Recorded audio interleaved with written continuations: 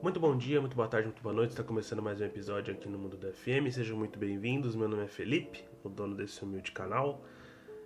Primeiramente, antes de tudo, peço para que vocês se inscrevam, deixem o like, compartilhem esse vídeo, façam tudo o que tem que fazer. As minhas redes sociais, além do YouTube, estão na descrição. Por favor, se inscrevam no canal. Eu vi que vocês acompanham bastante o conteúdo aqui do canal e acabam não se inscrevendo. Eu peço humildemente a inscrição de vocês. Mas também, se vocês quiserem só acompanhar, comente, né? Comente que eu possa acabar melhorando, o que você achou das partidas em si e afins, né? O blog está na descrição e o Instagram também está na descrição. Gente, eu tô detonado. Tô detonado. Aconteceu tanta coisa esse final de semana, tanta coisa esse final de semana. E eu sei que eu foquei bastante na quinta divisão. Eu nunca assisti tanto jogo na minha vida quanto eu assisti nesse final de semana. Eu não sei se amanhã ou quarta-feira eu posso entregar o vídeo. Eu quero dar um descanso para mim mentalmente, porque eu estou editando, né? Estou no processo final de edição do vídeo lá do ranqueamento dos 24 times da quinta divisão paulista. E aí eu quero dar um descanso, pelo menos para mim, desses vídeos mais rápidos, desses vídeos que eu só converso aqui com vocês.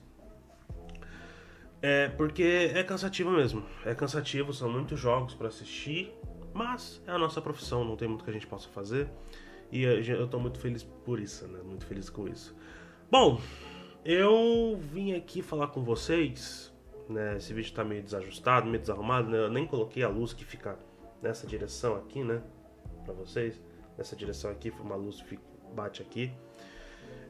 Eu vim aqui porque teve os jogos do final de semana e eu vim colocar algumas pontuações que eu poderia colocar no meu blog, inclusive já sigo o blog novamente, mas eu prefiro colocar em vídeo, porque eu de fato não assisti, eu não vou falar sobre todos os jogos, não tem como, mas eu quero dar o meu parecer, né, pelo menos os meus 5 centavos de contribuição para alguns jogos. Por exemplo, eu iria fazer um vídeo separado do Santos e Fluminense, toda a situação do Neymar, da Chapecoense e Botafogo goleia, e novamente, né, porque eu sou torcedor do Botafogo, eu nunca escondi isso de ninguém, mas eu gostaria de ter feito um vídeo à parte, mas eu também não assisti a partida, né, porque tinha o jogo do Flamengo, e aí eu tive que editar o vídeo, e eu não tinha como assistir no streaming, né, porque o jogo tava passando no Premiere, mas também tava passando no streaming, eu não tinha como assistir, mas enfim, paciência. Vamos dar o nosso parecer, né? Nosso parecer de 5 centavos em algumas partidas. Algumas eu vou comentar mais, outras eu vou comentar menos, mas a gente segue. Muito que bem. Chapecoense 1, Botafogo 4. Essa é a primeira partida que a gente comenta. Cara, novamente, eu entendo todas as críticas que foram feitas no dia da contratação do Franklin Carvalho. Eu entendo que não é um técnico experiente, eu entendo que não é um técnico que as pessoas olhem e falam, enchem os olhos, enchem a boca para falar bem, né? Era o auxiliar técnico do Arthur Jorge, mas novamente, como eu tinha dito no primeiro vídeo que eu falei dessa era do Botafogo aqui no canal, dê tempo ao tempo, porque ele vai entregar, ele vai acabar entregando, porque boa parte do trabalho do Arthur Jorge também vinha do Franklin Carvalho, e como eu já tinha dito para vocês, os auxiliares tem que ter um pouco mais de tempo, um pouco mais de paciência, como por exemplo foi o David Ancelotti, que terminou bem a passagem dele pelo Botafogo. Ele terminou bem, novamente, ele terminou pelo menos 10 jogos de invencibilidade, acho que era 10 ou 11 jogos de invencibilidade, com vitórias e empates, mas terminando bem, né? Tinha problemas defensivos? Com certeza, o time tomava muito gol, mas fazia muito gol, compensava fazendo muito gol, tanto que não perdeu, né? Tanto que acabou um saldo bem positivo, e para a temporada de 25 seria um excelente reforço se ele continuasse. Acabou não continuando, a gente viu toda a tragédia que foi 2025. Cara, a Chapecoense, novamente, um não time. Eu entendo que os clubes que sobem da segunda divisão e vão para a primeira dificilmente ficam na primeira divisão. O caso que a gente vê, por exemplo, do Mirassol, que inclusive venceu o Internacional fora de casa, o Inter muito mal nesse brasileiro novamente, né? De novo, vai brigar contra o rebaixamento, se não acordar para a vida, acaba sendo rebaixado de novo. Mas o Botafogo parece que encontrou-se, né? E a Chapecoense não. A Chapecoense, novamente, é um time muito fraco, tem um elenco muito limitado, é difícil jogar a Série A. é difícil pra caramba jogar a Série A. Eu entendo, por exemplo, quando tem clubes que a preferem, e aí é sempre uma suposição, né? Supostamente preferem não subir para não passar a humilhação de ser derrotado em muitos jogos na Série A e acabar ficando com muitas dívidas trabalhistas, muitas dívidas com jogadores, porque o preço, né, o garbage, o preço dos ingressos aumenta, mas ao mesmo tempo a cobrança aumenta, os jogadores investidos aumenta também, né, os jogadores de nível de Série B é muito mais barato que os jogadores de nível Série A. Eu entendo. O Mirassol tá passando por esse problema essa temporada, o Remo dificilmente vai sobreviver essa temporada. E a Chapecoense também. A gente já tem basicamente, supostamente, né, a gente tem 3 rebaixados já na primeira rodada, em 2026, primeira rodada, na primeira, nem primeira temporada, em 2026. Gente, eu tô exausto de cansado de editar o vídeo e trazer o vídeo aqui pra vocês. Mas o Botafogo jogou muito bem, cara. O Botafogo em 20 minutos, 30 minutos já tinha resolvido a partida, já tinha feito 3-0, acabou tomando um gol de bobeira, por mais que seja um puta golaço da Chapecoense, tomou um gol de bobeira que não podia tomar, mas vem mostrando uma solidez, pelo menos no seu esquema tático, que não tinha, por exemplo, com o Anselmi, né? O Anselmi trazia um esquema com 3 zagueiros, que o Botafogo nunca jogou na história com 3 zagueiros eficientemente bem. Sempre quando jogava com 3 zagueiros, ou era no abafa, ou era no final de jogo e tinha que colocar todo mundo pra frente. Nunca era uma coisa organizada. O Botafogo volta ao seu esquema de 4 defensores, 2 meio-campistas de trinca na frente, com o seu quarteto de ataque. Não é um 4-2-4, né, mas é um 4-2-3-1. O Arthur Cabral novamente vem reencontrando o bom futebol. O Matheus Martins joga muita bola. O Matheus Martins vem jogando muita bola. Eu que já tinha xingado ele bastante, né, internamente, mas vem mostrando muita eficiência técnica, muita eficiência tática e vem evoluindo também com o Franklin Carvalho. Outro que vem evoluindo também, e aí não dá para se descartar, por mais que eu tenha falado que a contratação dele é ruim para a temporada e mostra como o mercado do Botafogo é limitado. Eu espero que ele seja pelo menos o que o Tietê fez, né? Que é o Edenilson. O Edenilson vem jogando muito bem e vem fazendo as funções que o Tietê fazia no Botafogo, né? Sendo esse meio campista que consegue circular muito bem os lados de campo, mas também consegue fazer boas infiltrações na área na hora do ataque, consegue contribuir como mais um homem no momento ofensivo do time e consegue entregar bons resultados e acabar fazendo gols. Isso é muito importante também. Outro ponto positivo, obviamente, é o Medina e o Danilo, 2 jogadores de meio que estão jogando muito bem. O Medina, como eu já tinha dito para vocês, se encontrou nessa função de um pouco mais de se segurar, né? E o Danilo joga muita bola. Eu acho que ele conquista a vaga para a seleção com méritos e merece estar na Copa, nem que seja como reserva. Vasco 2, São Paulo 1. O que eu tenho para comentar, principalmente do que eu tinha dito naquele vídeo shorts, né, o vídeo, né, normal, é que Renato, como eu tinha dito para vocês, vai focar na competição do Brasileirão e tem que focar na competição do Brasileirão, já que já deixou bem claro que não vai jogar a Copa Sul-Americana da mesma intensidade ou da mesma formalidade que vai jogar o Brasileirão. A vitória foi muito boa, muito contundente. Um Vasco que jogou mal boa parte do jogo, mas soube se resolver, principalmente a partir do pênalti. A partir do pênalti o jogo vira completamente a favor do Vasco. O Vasco toma uma injeção de adrenalina e de vontade de querer jogar e acaba, querendo ou não, fazendo o gol da virada com o Andrés Gomes, que inclusive é um excelente jogador que merece estar na Copa do Mundo também. Eu acho que vem jogando muita bola. Todos esses jogadores, nem que sejam reservas para as seleções, merece estar na Copa do Mundo. Mas o ponto negativo aqui é o São Paulo que em poucos minutos diluiu, né? Acabou se desmaterializando e novamente, né? É aquilo que eu tinha falado do Roger, do Crespo e também, obviamente, também do Dorival. O São Paulo ter ido atrás do Dorival e ter consultado o Dorival, eu acho que é o certo. É o certo porque é um treinador que já tem histórico muito positivo no clube. E se está disponível no mercado, tem que ir atrás. Por mais que ele foi demitido do Corinthians e a gente não quer passar essa imagem, tal, esquece isso. Isso hoje em 2026 não existe, gente. Pelo amor de Deus, o cara sai do Palmeiras, vai pro São Paulo, vai pro Corinthians, vai pro Santos, do Flamengo, pro Botafogo. Cara, eu entendo que a raiva exista, eu também fico com raiva, eu já fiquei muito com raiva, mas é futebol é negócio e negócios acontecem. E o São Paulo ele é muito eficiente com o Dorival do que sem o Dorival.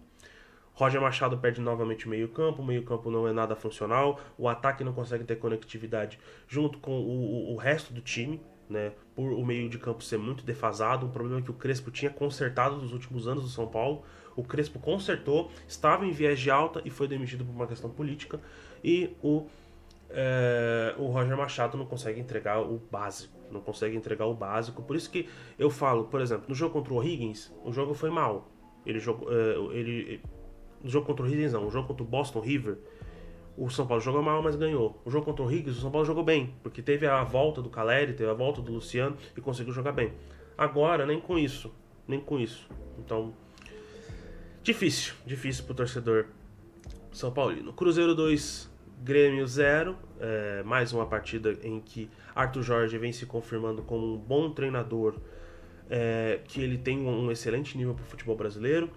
E minhas considerações principalmente vêm para o Grêmio, né? O Cruzeiro precisa entrar nesse viés de... o Cruzeiro precisa entrar nesse viés de alta, porque não dá para um time do calibre do Cruzeiro, um time que investiu como o Cruzeiro investiu, está nesse problema, nesse marasmo que é a zona de rebaixamento. Ponto. Não dá. Eu entendo que as gestões do Pedrinho são muito mais na emoção do que na razão, o que acaba afetando muito o Cruzeiro, mas precisa fazer mais do que está fazendo, e o Arthur Jorge vem entregando boas performances táticas de maneira geral. Assim, no conjunto da obra pelo Cruzeiro vem entregando bastante bem. E o Grêmio, cara, o Luiz Castro é isso mesmo, tá? Vai demorar, se o Grêmio demitir o Luiz Castro vai ser um problema. Vai ser um problema que o Grêmio vai arrumar para a própria temporada. O Luiz Castro, quando, por exemplo, chega no Botafogo, ele demora para engrenar. O 2022 do Luiz Castro é ruim. É um 2022 de altos e baixos, onde você tem uma instabilidade muito grande. O primeiro ano do Luiz Castro ele é muito ruim. Então o Grêmio tem que segurar, porque, primeiramente, não tem um time ainda 100% forte o suficiente para disputar o título do Campeonato Brasileiro. Também não acho que é um time que vai disputar rebaixamento, mas é um time de meio de tabela para cima. É um time que possivelmente disputa as vagas de playoffs da Libertadores, as vagas, né, para não diretamente para a competição na fase de grupos, mas jogar os playoffs da Libertadores ou pegar as primeiras vagas ali que acabam sobrando da Sul-Americana. Palmeiras 1, Atlético Paranaense 0. Gente, jogo chato, viu? Jogo chato. Eu assisti bem pouco desse jogo depois que eu fui acabar assistindo. Mas é um jogo que o Palmeiras novamente precisava fazer. É um jogo que o clube é campeão, né? Jogo que o clube é campeão precisa ter esse histórico de vencer jogos onde você não é favorito ou você faz um jogo feio. E o Palmeiras novamente foi lá e fez isso. O Abel sabe muito bem jogar esse tipo de jogo, sabe muito bem jogar esse jogo mais truncado, mais pegado, aquele jogo que não é legal de assistir, mas que o torcedor adora, porque 3 pontos na conta sempre é melhor do que 0. Flamengo 2, Bahia 0. Leonardo Jardim novamente entrega mais resultados positivos, entrega performances muito boas. Isso aí ninguém achava o contrário. Ninguém achava o contrário, que o Leonardo Jardim não poderia entregar resultados importantes. Mas fica aquele questionamento, o que aconteceria se fosse Felipe Luiz ainda, né? Se poderia ser, se esses resultados ainda continuariam, se não. Mas, se ele não tá mais, a gente não precisa mais falar dele, né, especificamente. Porque o Leonardo Jardim vem entregando boas performances, e é aquilo que a gente tinha dito, por exemplo, do Cruzeiro. O trabalho do Cruzeiro, que o Leonardo Jardim fez ano passado, foi um trabalho muito atípico do trabalho dele, né, da carreira dele. É um trabalho onde tinha peças limitadas, ao mesmo tempo peças muito boas, mas um elenco de fato muito limitado, e que tinha que entregar aquilo dentro do que conseguia entregar, né? Não conseguia ter muita variação tática. O Flamengo ele consegue ter isso. Por mais que tenha alguns momentos onde ele dá uma de professor, entre muitas aspas, né, o que a galera coloca, professor Pardal, colocar, por exemplo, os reservas na Libertadores, eu acho que é uma decisão certa por enquanto, porque o Flamengo tem time suficiente para jogar as duas competições com 2 elencos diferentes. É claro que você tem que colocar os melhores jogadores na melhor competição possível, mas ter consistência no Brasileirão é muito importante. A gente já viu vários casos de clubes que perdem consistência no Brasileirão e acabam tendo que disputar rebaixamento ou luta por rebaixamento, porque focou demais nas competições internacionais. Por exemplo, o Atlético Mineiro em 2024, que quase foi rebaixado. Então o Flamengo mantém uma superioridade em cima do Bahia, um jogo muito adulto do Flamengo.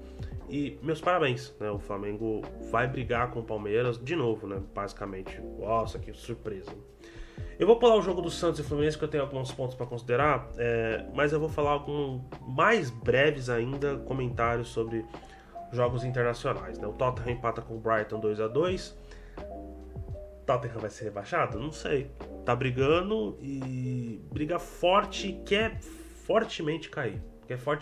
Vê os seus adversários ganhando, por exemplo, de 4-1. Nottingham ganha de 4-1 do Burnley, que também para mim é mais um rebaixado. Burnley e Wolverhampton, para mim, são dois times que já estão rebaixados. O Nottingham, que briga diretamente com o Tottenham, ganha. O Leeds ganha. E hoje vai ter o jogo do West Ham contra o Crystal Palace. Se o West Ham ganhar, vai ficar muito complicado pro Tottenham, porque o Tottenham tem uma sequência que tecnicamente dá para fazer pontos. Em jogos normais, em dias normais, o Tottenham conseguiria fazer pontos e ganhar, mas a gente vê o clube tomando gols nos finais, gols muito bestas e decisões muito não é nem questionáveis do De Zerbi, porque o De Zerbi meio que tá fazendo aquilo que consegue com as peças que tem, mas ao mesmo tempo poderia ter feito mais.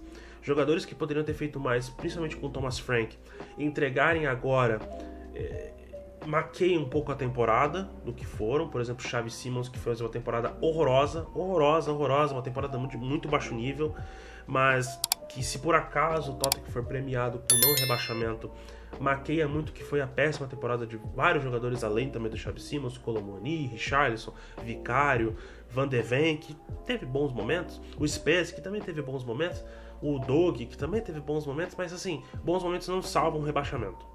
Sabe, não salva o rebaixamento. Bentancur muito mal, o Gallagher quando chegou na metade da temporada também mal demais até se lesionar, o Maddison mal teve chance de jogar direito, então uma temporada bem triste do Tottenham. Chelsea 0, Manchester United 1, Manchester United que novamente vem brigando por essa vaga na Champions League e provavelmente vai confirmar essa vaga na Champions League, o que é muito legal, muito importante para o clube que está se tentando reestruturar com o Michael Carrick. O Chelsea que entra nesse balaio de uma temporada muito desgastante, uma temporada com muitos problemas internos, muitos problemas. A gente vê, por exemplo, o Enzo Fernandes falando muita besteira sobre os rumores do Real Madrid. Eu acho besteira no sentido de, cara, você ainda tem contrato com o clube, então pelo menos tenha a honra e a hombridade de pelo menos terminar a temporada para você querer fazer essas negociações do que você fazer burburinho no vestiário. O Chelsea perde o Estevão e a gente tem essa preocupação de talvez não saber se ele vai para a Copa ou não. Espero que não seja nada, porque o Estevão é um jogador muito diferente da era do Carlo Ancelotti na seleção brasileira e principalmente na era de 23 para cá. Né? O Estevão vem mostrando esse diferencial que outros certos jogadores deveriam ser, mas não conseguem andar em linha reta. Mas tudo bem, paciência, né? E o Chelsea vem entrando nesse marasmo porque é um clube que entra em marasmos e não consegue e vem se renovando com ou jogadores mais novos, não consegue, vem jogando jogadores mais velhos, também não consegue, mas ao mesmo tempo consegue ganhar títulos muito importantes, né? É o clube que ganhou todos os títulos possíveis na história do esporte, ou pelo menos nas competições que ele disputa. E basicamente a temporada do Chelsea acabou. Talvez não, porque o Chelsea está brigando por essa vaga, pelo menos diretamente na Champions League, ou pegar essa vaga da Europa League mesmo, é o meio que sobra, e vai ter que brigar com mais intensidade para não ser tomada essa vaga, por exemplo, de Brighton, de Everton, de Sunderland, de Bournemouth, sabe, Newcastle, que pode acabar pegando essa vaguinha aí, né? Por exemplo, o Everton que jogou com o Liverpool, e o Liverpool confirmando a sua dominância em cima do meu garoto Everton, né? Não tem muito que a gente possa fazer. Manchester City 2, Arsenal 1, são muitos jogos, gente, pelo amor de Deus. Manchester City que confirma a sua vontade de mostrar ao Arsenal quão pipoqueiro o Arsenal é, basicamente.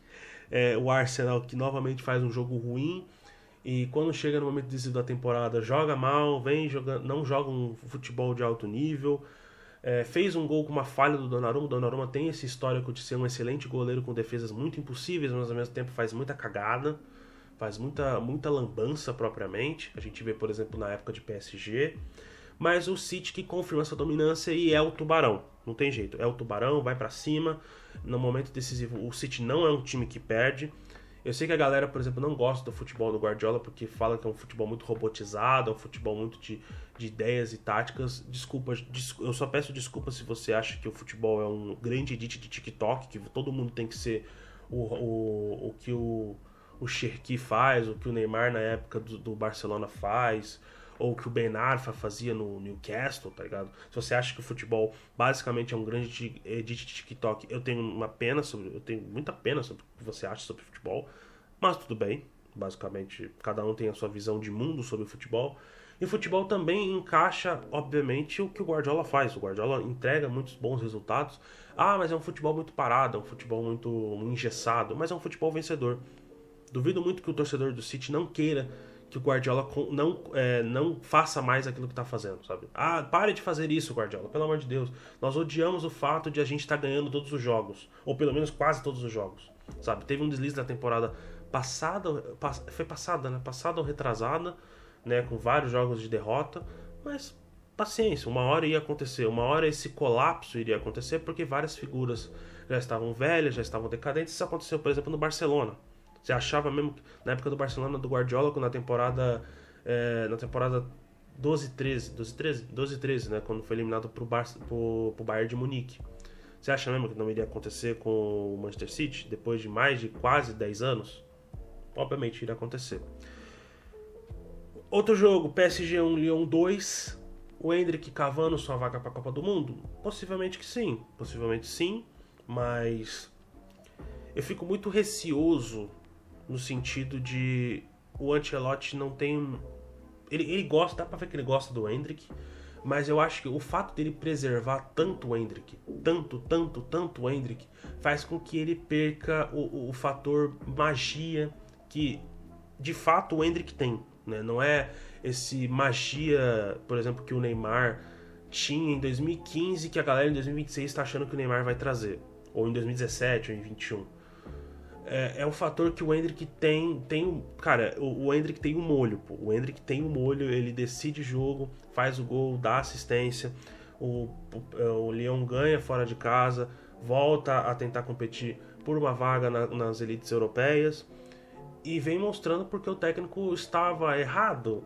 Não sei, eu prefiro me iludir, tá? Eu prefiro me iludir e falar com que a declaração do técnico do Lyon foi muito mais no sentido de motivar.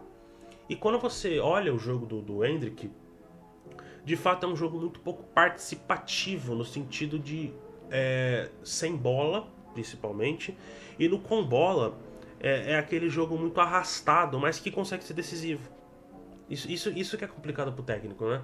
Porque beleza, não, o Endrick na teoria deveria ser um atacante de muita intensidade, de muita movimentação. Mas ao mesmo tempo ele não faz isso, porque ele não precisa fazer isso. O entendimento dele não precisa fazer isso. Mas é legal que faça, né? É legal que acabe acontecendo que ele faça esse tipo de jogo. Mas o Lyon ganha, muito por conta dele, e o PSG acorda. Acorda porque... duvido, acho que, assim, vai ganhar o título, mas precisa ficar de olho, né? Precisa ficar de olho bem aberto. E por último, gente, só pra gente não alongar, porque esse vídeo já tá com 24 minutos. Santos 2, Fluminense 3, Fluminense que estava enfrentando um princípio de crise, estava enfrentando um princípio de jogadores que estavam começando a ser questionados pela torcida, por exemplo, o Guga, o Fábio, jogadores individualmente muito questionados, e consegue estancar pelo menos esse princípio de crise, esse princípio dessa péssima fase que o Zubeldia estava passando no comando do Fluminense. Uma vitória muito aguerrida, uma vitória que consegue mostrar porque o Fluminense está disputando na parte de cima, e o Santos, que não costuma falhar, né? Nunca falha em decepcionar o torcedor, né? Nunca falha em decepcionar. Como o Santos ele é um time medíocre, como o Santos, novamente, é um time que foi montado para o Neymar, foi montado para o Gabigol, foi montado para essas grandes estrelas, e essas grandes estrelas não conseguem decidir porque não se vive de passado, gente. Não se vive mais de passado. Ah, mas o Neymar tenta, o Gabigol tenta. O primeiro gol do Santos, por mais que o Santos estava jogando mal, foi uma boa jogada do Neymar com o Gabigol, e o Gabigol consegue fazer um excelente gol. Verdade, mas o Fluminense sempre foi... Por mais que tinha alguns jogadores que estavam mais ou menos, não estavam conseguindo entregar muito, tinha jogadores que estavam entregando muito bem, como, por exemplo, o golaço que o Safarino faz ainda, se não me engano, no primeiro tempo, e consegue empatar o jogo.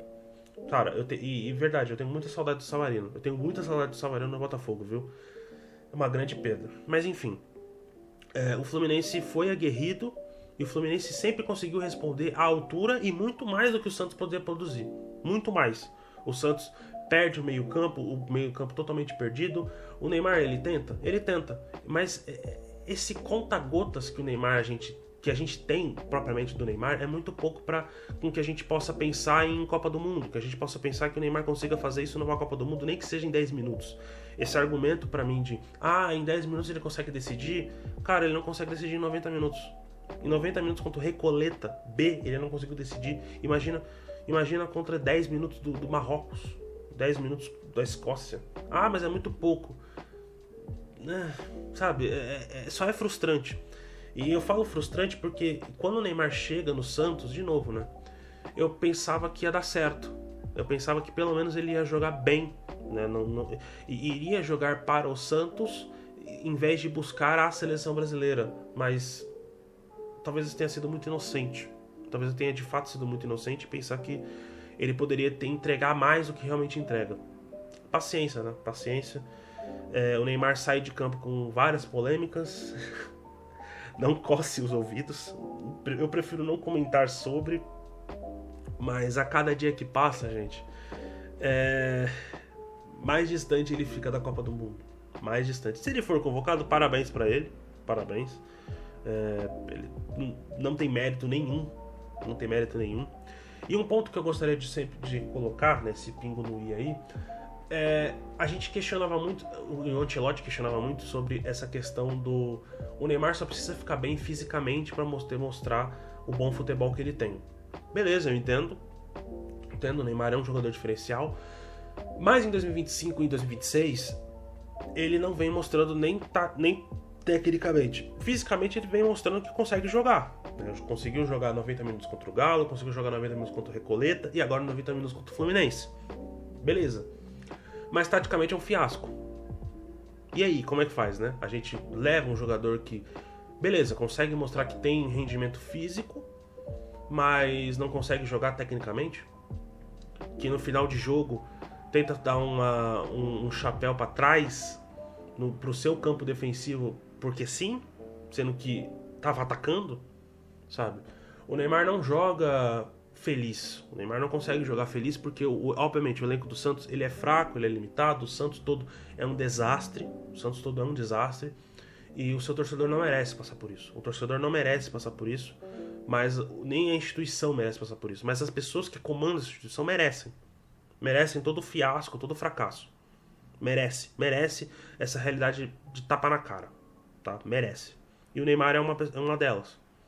Sabe? Achar que iria vir pra cá e pudesse mandar e desmandar no futebol brasileiro, não fez tanto quanto, sei lá, o Douglas Costa fez no Grêmio. E tem os seus gols, mas é muito fácil jogar contra o Mirassol, contra o Sport, contra o Juventude rebaixados, contra o Cruzeiro reserva, mas nesse ano não consegue jogar contra o Recoleta, sabe? E a cada jogo que passa, o Neymar vai dando mais e mais motivos na sua extensa carteira de motivos, né? Você abre a gaveta, né? A gaveta de motivos do Neymar, mais um tópico é colocado e mais um tópico a gente vê como o Neymar ele vai mostrando porque não merece a Copa do Mundo. Muito que bem, gente. Esse vídeo deu 30 minutos. Espero que tenham gostado do vídeo. É meus 5 centavos de contribuição para todos os jogos desse final de semana. Até a próxima.